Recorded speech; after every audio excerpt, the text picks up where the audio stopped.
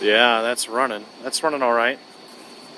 You're watching New Car Spin. I'm your host, Brian Grant, and with me is my friend and automotive journalist, Derek Shaky. Hi, everyone. You'll know him from There Will Be Cars. Go check out his YouTube channel. Today, we're going to take... Oh, hello. Oh, I remember her. So we're going to take this, the 2020 Kia Telluride SX V6 with all-wheel drive from here in Austin, which, keeping it weird here. We're going to take it from Austin to Dallas on Friday, and there's this weird storm coming in, and there's some wind and stuff, but I've already done a walkthrough on this twice, but I want to show you a few things because I just completed a road trip from Texas to California in my Dodge Durango, my personal vehicle, and I'm now driving this, and there's some similarities and differences. I think overall this is more or less a competitor to the Volkswagen Atlas, but because I did my road trip in the Durango, there are a few things in here I like and a few things I dislike. So we will talk about that during the trip.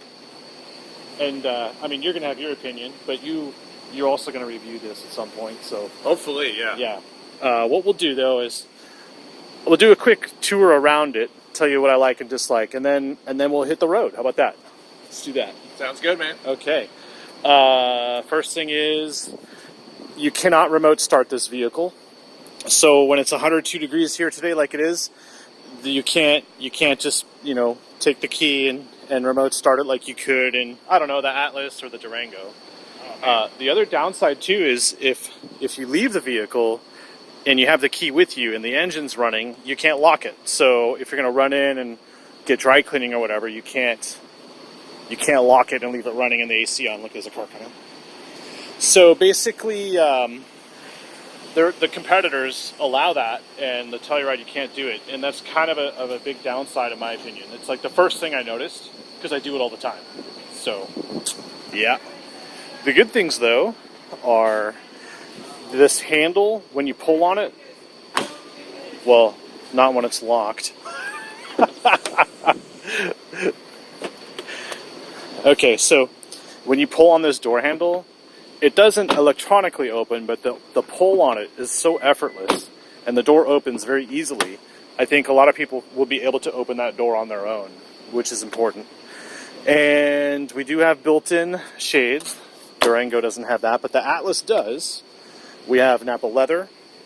I've kind of given you the tour on here before. Here's something cool too, and I don't know if you can see with the lighting or not, but we have a case of, I don't know what you want to call it, but we do have a flip lid here for the 110 volt outlet. But when you see the outlet, you have to actually turn it, so there's an actual built-in, child-safe outlet built into the back, which I haven't seen in vehicles before, so that's interesting. Maybe they do that in their other models, but first time I've come across that. Of course, the rear seats, the far back there, they do recline, which it's hard to find in most vehicles at this price range. This tops out, by the way, at like $47,000, actually 46 and change. So the worst case scenario, if you can even find a SX model, which you won't, which is loaded, 47 is the worst case scenario. So what we're gonna have is Derek's gonna come in and join us here. I'm gonna put my glasses in there. Okay.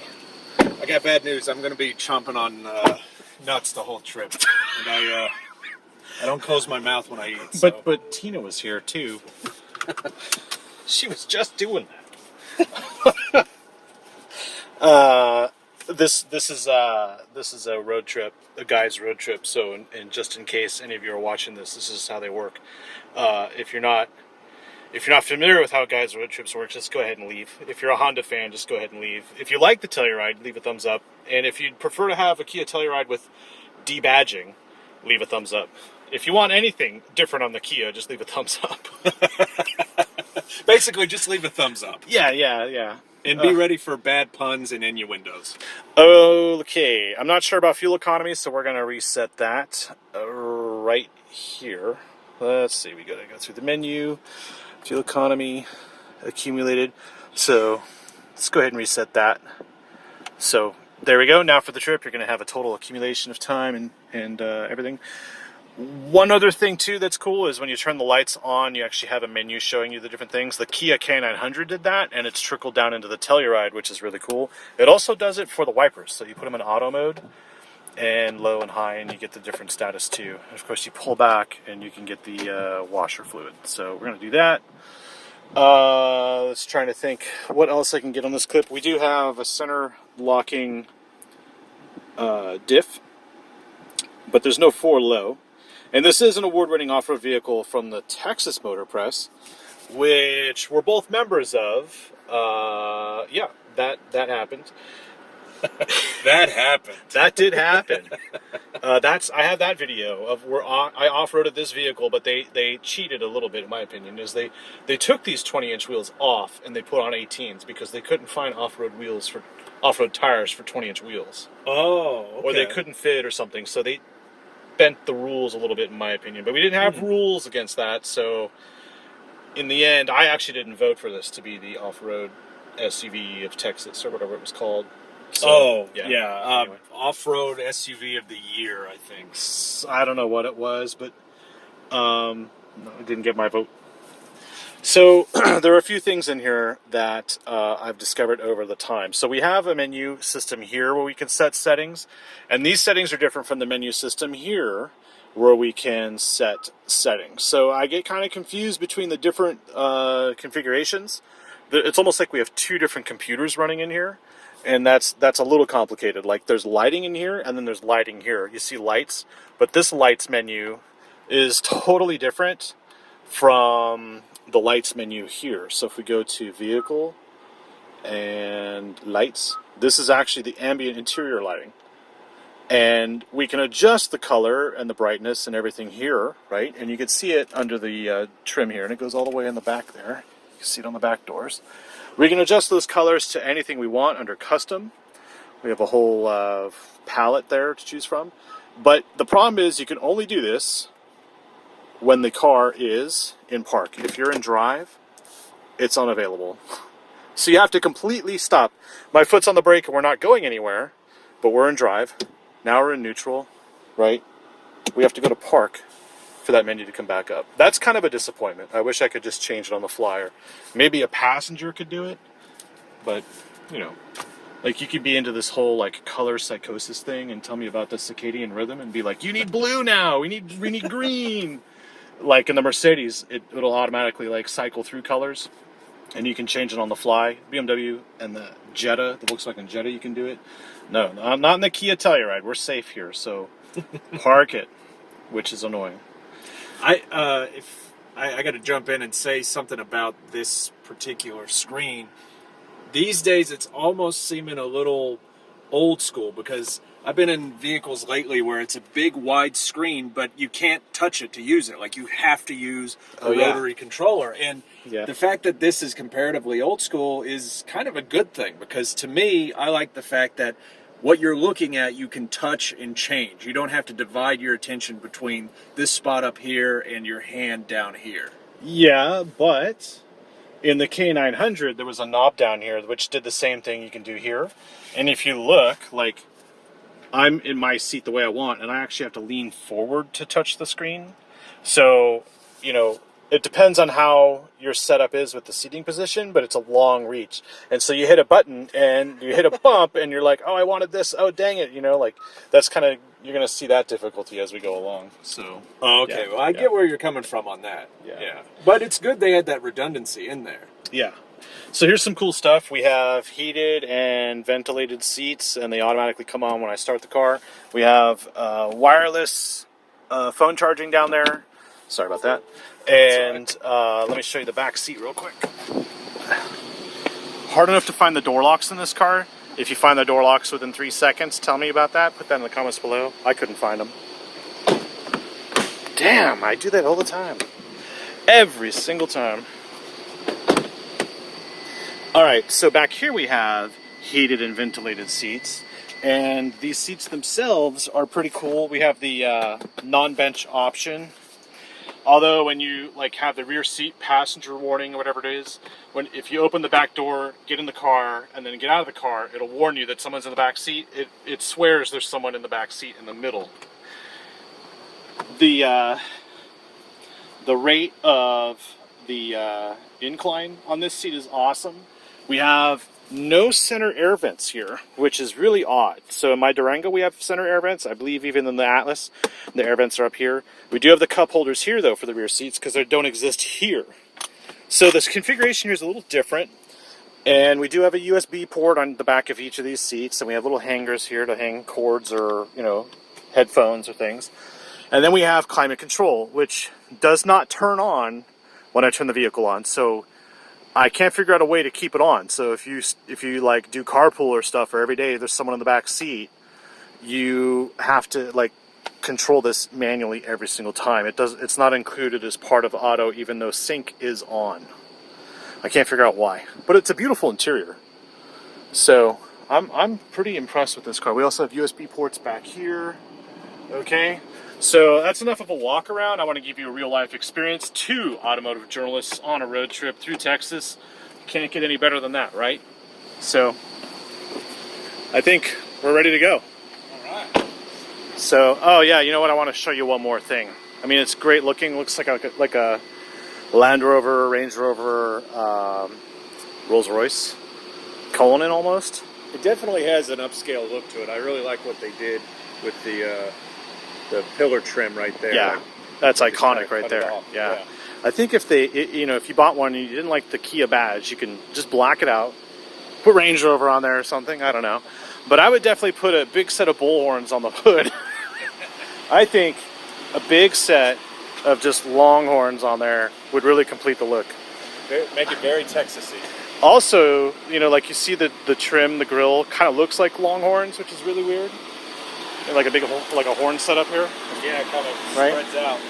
And it's inverted there. But also, look at the top of the windshield. It kind of caves in a little bit and then goes back up. It's like a concave, convex, depending on which way you want to look at it. And it matches almost the design of this trim here. I don't know why they did that detail, but it's pretty cool. Yeah, it's slick. Yeah, there's a certain deliberateness to the design of this, which I like. It's not just like, oh, we just threw this together. You can tell, like, they made specific choices about it. Yeah. And it comes out looking great. Yes. I'm going to take a grab of that right there for the thumbnail. All right. Well, it's been about 13 minutes. I think we should just hit the road. We'll show you some of the features. Really cool stuff about this car, SUV vehicle thing. I don't know. I call them cars. It's not a truck. Unless, of course, you're Tim Esterdahl from that SUV truck channel. Pickup truck and SUV talk. Pickup truck and SUV talk. Tim, this is a truck. But for everyone else, it's a car. By the way, great channel, Tim. Good stuff. All right. You can see I have controls to the rear now for the AC. And if you're wondering what ADS off means, that's the auto defog system. Obviously, we don't need it right now because it is 90 degrees inside the parking garage. Oh, I thought it was a pop-up blocker. Ads off. Let's not mislead anybody, right? So we've got Sirius XM. The subscription expired here, but you can see we've got our weather, 100 degrees. Satellite weather, I guess, and then the full map. So we've got our destination set, 210 miles, 10:34 p.m. estimate arrival time. We're going to take our time, so that's not going to be accurate. We have a 210-mile range. No, we have a 262-mile range and a 210-mile distance. So I did it so that we can kind of like really see the fuel economy and cut it close, just to kind of give you something to nail bite. Heated steering wheel button, right? And trying to think. Oh yeah, these drive modes. We'll talk about the drive modes as we go along. And camera. We do have 360-degree camera in here too. So if I turn that on, I have to put it in drive or park or something. There we go. So we have our different camera modes. Wow, it's so clear. Yeah, it is. It's like brilliantly clear. Yeah. So I'll let you hold that for a second. And we're going to back up. We have cross traffic alert, all that stuff. It vibrates the steering wheel. I don't know if it's going to hit the brakes like my Durango, but I don't really test that unless I accidentally do. Yeah, exactly. You don't test it on purpose. That's right. Unless I feel like it. Okay.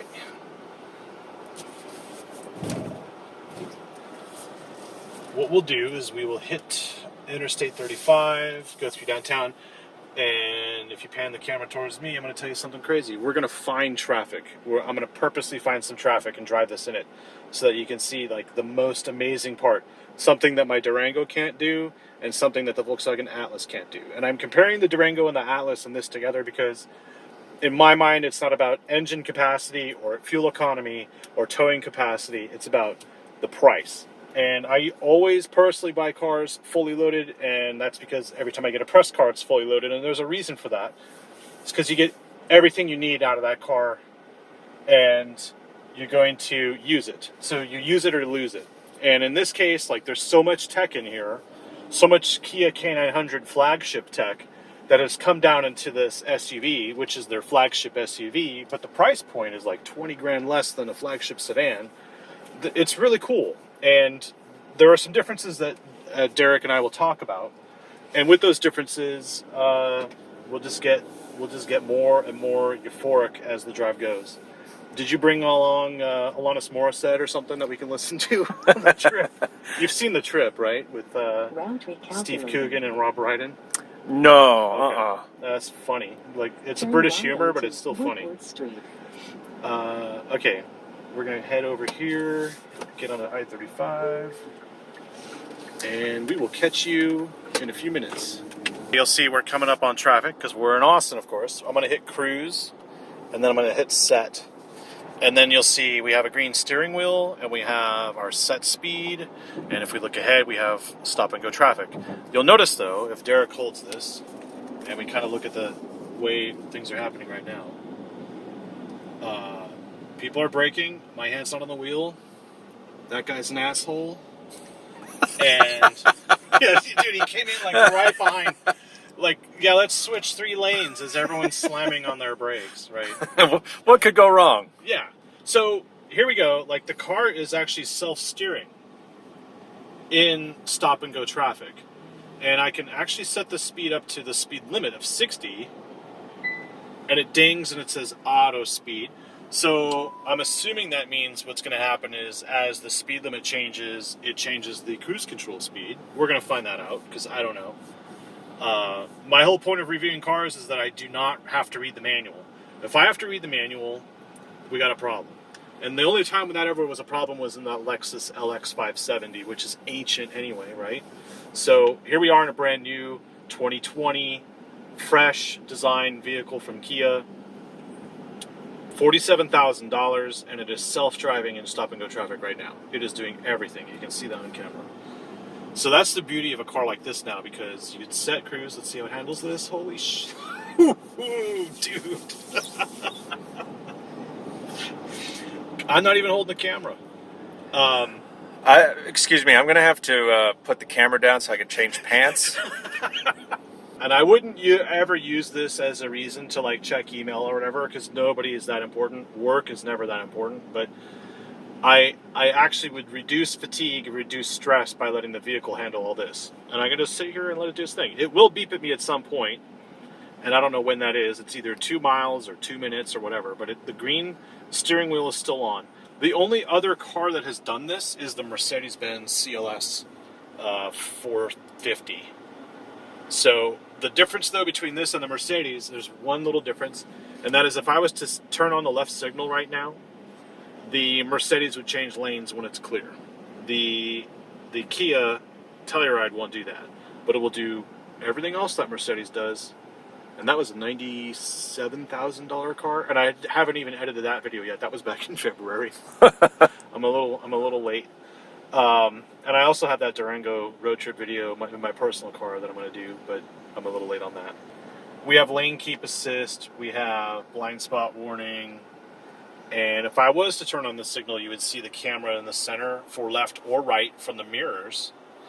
And we'd see, this is basically everything you've seen in all the other YouTube videos out there of all the other YouTubers and the other. See how it handles this? This guy just cuts in, just slows down.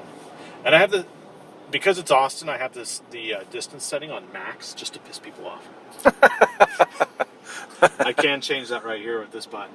But why would you? Why? Well, I don't know. We'll try it. If you're feeling generous, right? Well, generous or maybe a little bit of a hurry. It doesn't make a difference unless people exploit that gap. So the Audis that I've had that have had this system, the gap is huge. The Mazda CX-5, I think, has had the best driving style. It more matches what my expectations are in my head as far as how I would drive in stop and go. But this thing, because it's steering and keeping me in the lane and following the car in front, and it's doing it so well for so long, it's doing this longer than the Mercedes has. Let's see how it handles this. Jeez. Okay, so that's even with a setting of 1. And he crossed over like a double white line because it's Austin. But this, what I'm saying is this Kia Telluride and this automatic, I'm not going to call it autonomous, but this automatic driving sequence we're in right now is handling this quite well. Let's see how it handles this. It still hasn't told me to put my hand on the wheel. And of course, you'll see lovely downtown. That's the Fairmont. That has like 1,000 rooms, that hotel. Oh, wow. It doesn't look that big. But apparently, maybe the rooms are tiny. We should change it to Sucker's Bet. Frost Tower. Pretty cool. I love that building. I've actually never been in it, but some of these buildings do have parks on the roof and stuff. I know that Hilton there has a pool on the 7th floor, and the Van Zant, which we passed, has a pool on the 4th floor over Rainy Street. Okay, there we go.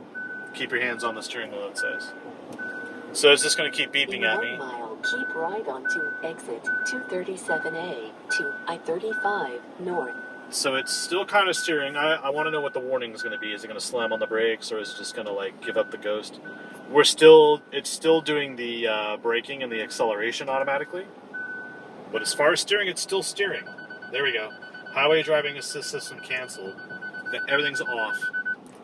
Which is good because if you fall asleep, the car is going to come to it's going to just slow down before you run into something. Oh, yeah, hopefully. Yeah. So let's turn that back on. Cruise. We'll just go to resume. There we go. Boom. So I don't know how long that was. You could probably tell me in the comments below. Just replay that part of the video. It's pretty cool. It's all in real time. Yeah. So the Atlas can't do this. The loaded Atlas Premium SEL blah blah blah, which I loathe. $53,000 porta potty on wheels. Although I did like the Atlas S. Yeah, I love that. So, bone stock, yeah. But when you start getting like features and things, like I like the wood trim in here, wood or wood-like. I like the chrome, not the chrome, but the metallic touch on the buttons. Looks great, yeah. The layout's great, touchscreen is great, and the logic on the navigation's better than the Volkswagen. But there are things in my Durango I like better. I do like these seats better than the Atlas, but I like the Durango seats better than this. And this does things my Durango can't do, so I'm a little jealous. And this does have like a second sunroof back there, but it's not a gigantic panoramic sunroof like the Atlas. So it's like give and take everywhere. But when you look at it, now you have to boil it down to more than features, and you have to boil it down to like capacity and what it can do for you. And that's where it comes into like the play of lifestyle. Because some people, and I don't know, Derek, how you feel about this, but people are like, I want a car, I'm going to hold it for 10 years. I want to buy a Tundra, and I'm going to hold it for 20 years. And I go, why? Right? Because these are such lifestyle vehicles. All the new vehicles out today, and it's so hard to find one. And they're almost impossible to choose from because they're so similar, yet they're so drastic. They're all for your lifestyle. So for this vehicle, let's see if it will change lanes on its own. It won't. That's fine. We'll go straight. For this vehicle, current road for more than 50 miles. Your lifestyle is, okay, well, I need a 3-row SUV. I want it to drive autonomously in traffic like this. And I want. But I think when you look at the price tag, this is cheaper than the Atlas And this is right there with the Durango, a V6 Durango, but not with a V8 Durango. And there are many differences there. The reason why I have a Durango is because I wanted an ultimate road trip vehicle. This is a really good road trip vehicle, but there are differences between this and that. And we'll talk about that as we get closer to Waco. How about that? So I wanted to give you this part of it. Stop and go traffic. Very effortless, very luxurious. The ride, nice and supple. It's very Kia-like. It doesn't feel as light or sporty as the VW Atlas, and it doesn't feel as heavy or German as the Durango does. This is like right in between, but it's still, I don't know, there's something about it that says Kia, and I'll explain that as we go along. All right, before the sun completely goes down, we're just, well, I don't see Waco anywhere on the map yet. There we go. So we're close to Waco, but not quite at it yet. And I forgot to mention, like, things that this thing has that the Atlas and the Durango doesn't have are these, like, side assist view cameras. And you've seen it in my other videos, but I got to show you again because it's kind of cool and semi-distracting. So you hit the left blinker, and then you get a camera that turns on, and then you can see your blind spot. The thing is, like, if I look over, like, my blind spot is blocked by that handle anyway. So I also have the icon here, and it beeps. It does certain things where I'm just like, I can't trust all this technology. And part of that is with the way this camera is. I'm not relying on the camera. It's great to see, but I never really trust it. The other thing is, I have heads-up display. So I think the fully loaded Atlas has it. I know the base one doesn't, but my Durango does not have that. That's how old the Durango is. This 2020 Kia Telluride is definitely on the up and up with tech. But if I was to do something like turn my signal on, I can't use the backup. I can't use the side view camera while I'm driving without turning on the signal, which may or may not be an issue for some people. But what's really annoying is, like, the beeps I get in here are indistinct. So there's like the same beep for the forward collision alert, and it's the same beep for the blind spot, and then it's also the same beep for this button here, which is the lane keeping assist. So I'm going to activate that now, and what'll happen is I'm going to, like, encroach on the lane here, and you hear that beep. So that beep is the lane departure one, and it vibrates the steering wheel, but it doesn't really steer me back in, and that's odd. It would only steer me if I had radar cruise on. But then again, I wouldn't be wandering because it would be doing the steering. So when you look at the setup of the tech, if I was to hit the right blinker now, because he was in my blind spot, I get a beep. But we don't know what all these beeps are because there's no distinct warning as to what they sound like. But out of all the beeps, the blind spot is the loudest. The encroaching on the lane is the second loudest. Let's see if I do it again. There you go. And then, I don't know if we want to try it out, Derek, but the third one is the forward collision. So the forward collision is like the quietest alert, which makes no sense because it would seem like the most important one. And then we have blind spot being the loudest. I don't understand why they set it up that way, and it probably takes another couple hours of driving to figure it out, but you got to keep in mind, I actually got this vehicle in Dallas, drove it down to Austin, and now I'm driving it back up to Dallas with Derek Shaky from the Roby Cars. Yeah. And now that it's getting dark out, the interior is really all you're going to see, and a little bit of the exterior. But these are the features that really make this vehicle impressive. I'm not sure if this is only for the SX trim level, because I'm lazy.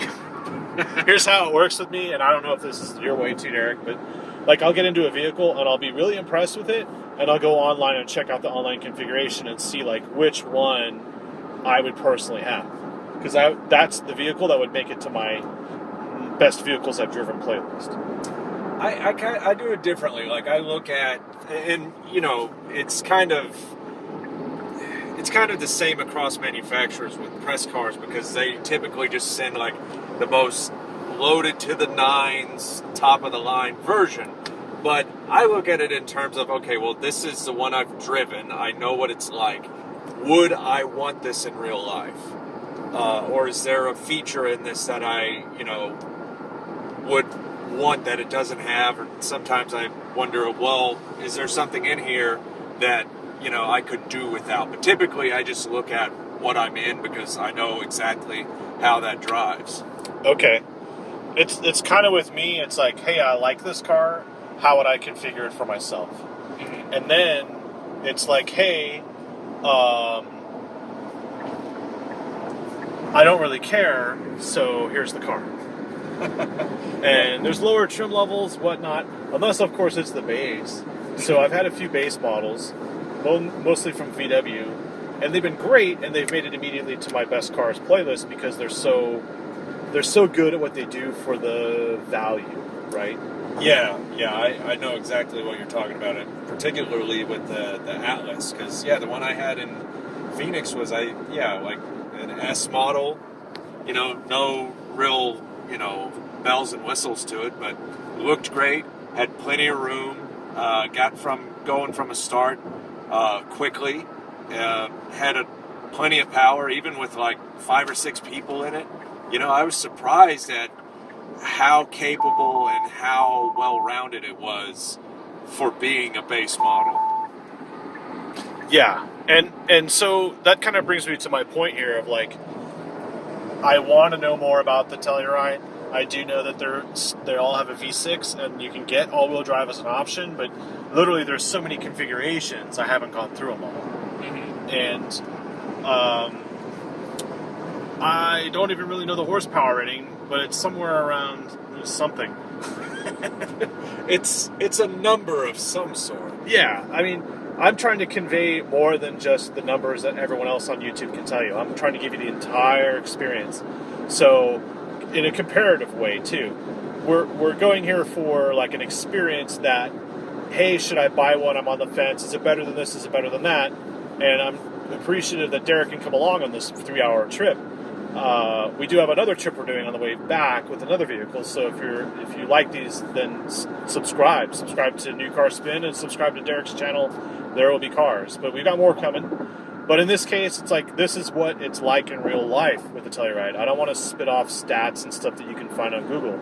This is the real experience. So hopefully you watch this entire video and you can play it a couple times or whatever you feel like doing. That kind of gives you the experience. I don't do like ASMR or anything like that. People have asked for it. It's kind of weird. I don't have the equipment for it. But a road trip is a road trip, and we all know that they're good and bad, and it's pretty much like you figure it out right away what you like and dislike. So far,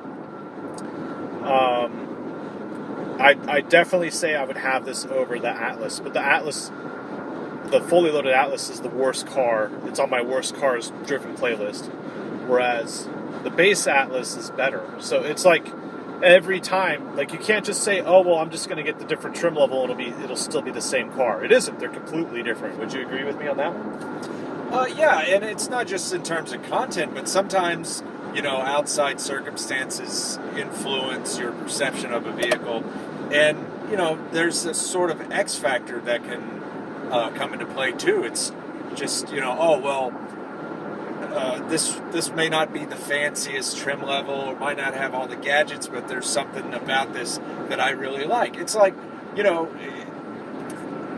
to a certain extent, that's kind of how it is with the Miata relative to more expensive, more luxurious, more powerful cars. Yeah, it's not a speed demon. It doesn't cost, you know, it's not from a, you know, high-end European manufacturer. It doesn't have a whole ton of horsepower, but so many people love that car, and I'm one of them, because it doesn't need all of that other stuff. There's just, you know, it does what it's supposed to do very well, and on an emotional level, I connect with it. Okay. Know? And I think that can happen with certain trim levels in vehicles too, you know? Okay, yeah, it's not the fanciest, but I really enjoy it. Yeah, that's true. Some of them give an experience you didn't expect, and they end up not being talked about. You know, like I am not afraid to say I don't like a car. So certain riders will have an experience that just may just be so opposite from the expectations that it's very difficult to convey. So for me, it's like, I hated it. And you'll see that on my Atlas video, so be sure to watch that, and you'll get an idea for why. And I think you'll understand the differences right away. So don't just watch the Kia Telluride video and be like, oh, that's perfect, everyone likes it. If you were thinking about the Atlas loaded compared to this loaded, you need to know why. You need to know why. You just can't just say like, oh, it's stats, I'm a stats nerd. It's more than that. It's about the experience. And it's about lifestyle. And that's all plays into it. Like, horsepower is not a lifestyle. I mean, well, wait a second. Well, I live my life a quarter mile at a time. I don't know about you, but yeah, everything's in time. But we're gonna stop here in Waco and get some food, and then we'll reconvene as it gets darker. So, oh yeah, yeah. What I want to do though is, hey, can you see if you can find a restaurant on there while we're set to a destination? Can we add a waypoint? Can you do this without consulting anything? Can you add a restaurant called Fuego, which I think we're going to pass anyway? Okay. All right. There's that. All right. Oh, that's right there. Oh. Okay. It. All right. So my whole thing about when I rate vehicles, I don't really dive into tech very much, but I did this. Guidance will start now. I did this on the Continue RDX. on current road for about 3 miles. I talked about certain features that were kind of difficult, and one thing I like to do on road trips is I like to put in multiple waypoints. Some vehicles allow you to only do one at a time, so it's like, oh, well, I got to do the gas station, and we're going to do this, and we're going to do that, or maybe we're going to stop at sightseeing and do all this, but we still keep our original intended destination. So we want to be able to add a waypoint, in this case a restaurant or a rest stop or a fuel stop or sightseeing or a museum, who cares, anything, and just keep adding it and adding it and adding it easily. And how can the navigation cope with that? Because a lot of you are like big Android, Apple fanboys, and you only care about vehicles that have Apple CarPlay or Android Auto capability, and I loathe that stuff. I want to disconnect when I'm on a road trip. A lot of you seem to want to connect, and the problem with Google is, like, as far as I know, like, I can have a destination but only one stopover at a time, or I have to actively keep adding stopovers. I can't plan an entire trip and just beam it in and then have it take me as we go. And actually, like, manufacturers, when they do press trips, they actually have planned routes, and they have you stop at certain areas, and they have that programmed in. So certain vehicles can do it, but it's really, and I'm just rambling now, but it's really just a matter of making sure you have enough of a robust system so that you can cross Texas, or you can cross the country. Hey, look, an In-N-Out, which we're not going to go to. Sorry, man. Sorry. You can cross the country with relative ease and a plan. Some people want that kind of flight plan capability. So we're in Waco traffic right now. We're going to make our way to dinner, grab some food, hit the road again. So we'll catch you later. Oh, look, a California plate. Aha. Ah, sneaky. You want me to see if I can turn that off? I got it. Fix it in post. Can't. All right, we are in downtown Dallas, as you can tell by the lovely architecture. In 1 mile, take I-35E north on the right, and then take the exit on the right. We're not too far from our destination, and so I wanted to talk about this moment where I can reflect on the drivability of this vehicle. Is very easy. It's on the luxurious side. I would definitely call it a almost luxury SUV. I don't know what's going on with my camera, but I wouldn't say it's perfect. The ride quality is not like Range Rover perfect. You know, you look at this and go like, wow, it looks nice, it looks luxurious, and it feels and sounds like it, but it's not 100%. I mean, if you've never experienced it, then you don't know what you're missing, and that's kind of where I'm at right now. I would say, my camera's messed up. I would say you don't want to necessarily say it's perfect. I feel like I'm rambling. However, I do want to talk about something once I can figure this person out. We're supposed to keep going. I don't know why you're trying to stop. Probably don't know where they're going. We're all lost. Okay, so down here we have different drive modes. And my favorite drive mode is actually Smart. And Smart switches between Sport, Comfort, and Eco. 75 north and take the exit on the left. You'll see down there there's a white square and it says Smart. And the color of that square reflects the mode of the drive situation. So in my case, it's white, so it's comfort mode. And if it went green, it would have switched to eco. But it does all of this automatically. And then if you want to put your foot down and drive courageously, it would turn orange, and that means it's in sport mode. And this allows this vehicle to be very adaptable to the situation. I can also override it and again just keep it in eco or comfort or sport and just enjoy the handling and the performance that I get. Now, it's not a performance SUV like the Durango RT. Keep left onto US 75 north and take the exit on the left. So even though this can tow 5,000 pounds, and even though it has a V6, a pretty beefy, large 3.8 liter V6, it's not like you're going to get the end-all, be-all situation here. Now, however, I do have a viewer on my channel who suggested that Kia puts the Stinger engine from the K900 and obviously the Stinger in this, and they call it the Telluride GT. So Kia, I know you're watching this. That's a pretty cool comment there, and I would actually consider a Telluride GT personally, because it would definitely be more fuel efficient and economical than a Durango RT, but it would also be more luxurious, and it would have performance that would keep up with that. So there's always that as an opportunity. You got your lifestyle choice right there for that. I want performance and luxury. Let's go ahead and choose a different lane. So now that the camera goes away, you can see our average fuel economy has kind of stabilized at 24.2 US 75 over 204 miles, which is pretty good. It's been 3 hours and 4 minutes. We did goof around a little bit in Waco trying to find dinner, and traffic's been pretty light. And of course, until we get here. The way this thing handles in corners, it feels like it's got a good pivot to it. I feel it's centered between the wheelbase, and it's a pretty confident feeling. It doesn't really give me the grip I'm expecting. It's a totally different experience from the Durango, but it's miles better than the Atlas.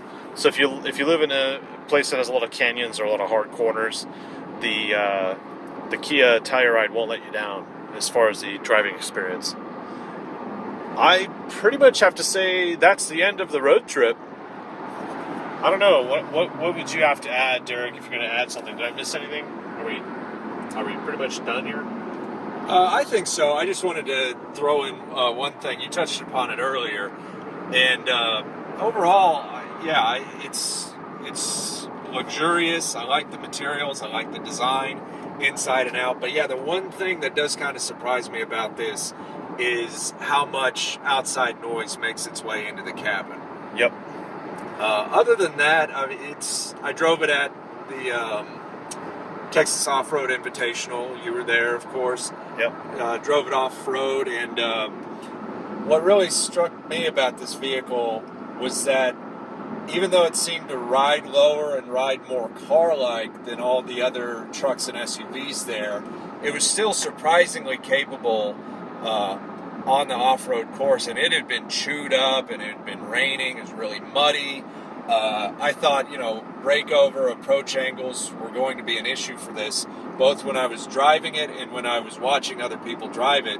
But in both of the sticky situations that I found this in, it got out, and it rode. It was more car-like than the other vehicles there, and at an event like that could be kind of a negative, but this added to its charm because it was able to do what we needed it to do, but it was just so civilized and so smooth. And you get a lot of that on the road, but Yeah, I'd say the biggest drawback, at least as a passenger, is it's not quite as quiet and, you know, civilized in that way as I thought it would be. But overall, yeah, very comfortable, very well designed, and easy on the eyes. Exactly. And thank you for watching. We will have more road trip videos. Derek and I will actually be driving a Volkswagen Jetta GTI. Derek's reviewed it. I don't think you have that one on your channel, but you wrote about it. Yes, I wrote about it. But yeah, not on my channel, but shameless plug here. Latest review on my channel. Actually, teamed up with Brian here at New Car Spin. Towed his BMW M Roadster from Dallas to Austin in the 2019 Ford F450 Limited that I was testing. So that's a sort of road trip video, and yeah, a truck that can tow 21,000 pounds. Towing that load was interesting, but very easy on such a behemoth of a truck. I bet. Yeah, I was in a chase car. I was in the Acura RDX. Yep. Yeah, so that was fun too. We've got some pretty cool stuff on the channels. Check them out. Thanks for watching. Like, subscribe, share with your friends. I do want to say check out my Atlas videos, the S, which is the base model. I like that. Obviously, the SEL Premium was not a fan of. The Durango road trip is coming soon. That's a lot of editing because it's a huge drive. And hopefully Derek will be on more drives, more than just the next two. So I hope so. yeah. And what else was I going to do? I keep forgetting. Tell them to like and subscribe. Like and subscribe, obviously. And if you have any questions, leave them in the comment section below. I know that this model, this trim line, the SX, is hard to get because there's been some sort of like capacity issue with the factory. I think there are so many orders on the top of the line model they can't keep up, and that's obviously understandable. So I am aware of that. My subscribers have made me aware of that in the comment section. Kia knows, and Kia actually has said that they know. So just be patient, and if you're in a rush, Durango. I think I'd have a Durango. Yeah, that's just me. And I keep forgetting. Oh yeah, we got modes in here to like quiet the cabin in the rear. I guess if you have people sleeping in the back. But I don't want to go over all that tech. You can let some other Alex on Autos or somebody go check his channel out. I don't know. Like, he gets nerdy on the stats. That's not what I'm here for. So if you understand what I'm doing, thank you very much. And I will see you in the next video. Ciao.